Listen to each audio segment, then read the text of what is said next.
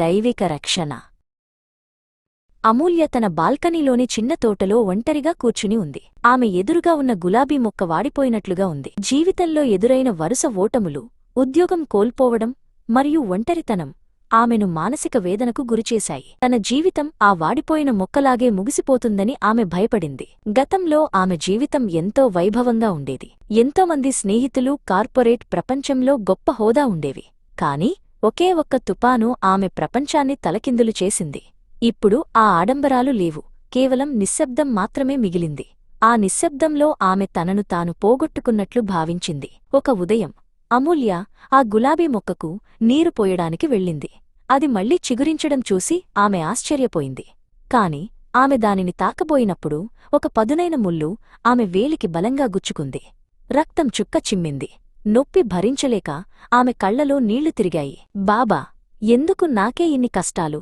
నా జీవితంలో ప్రతి అడుగులోనూ ఈ ముళ్ళు ఎందుకు అని ఆమె గోడపై ఉన్న బాబా చిత్రపటం వైపు చూస్తూ ఏడ్చింది. తనను తాను విచ్ఛిన్నం చేసుకోవడానికి దేవుడు ఇన్ని కష్టాలిస్తున్నాడని ఆమె కోపగించుకుంది. ఆ రాత్రి ఆమెకు ఒక వింత అనుభవం కలిగింది. నిద్రలో ఆమె ఒక అద్భుతమైన తోటలో ఉన్నట్లు అనిపించింది. అక్కడ గాలిలో మల్లెలు, గులాబీల సువాసన నిండి ఉంది. ఆ తోట మధ్యలో ప్రశాంతంగా కూర్చున్న బాబా ఆమెకు కనిపించారు. బాబా అమూల్యను తన దగ్గరకు పిలిచారు. ఆమె తన గాయపడిన వేలిని ఆయనకు చూపించింది.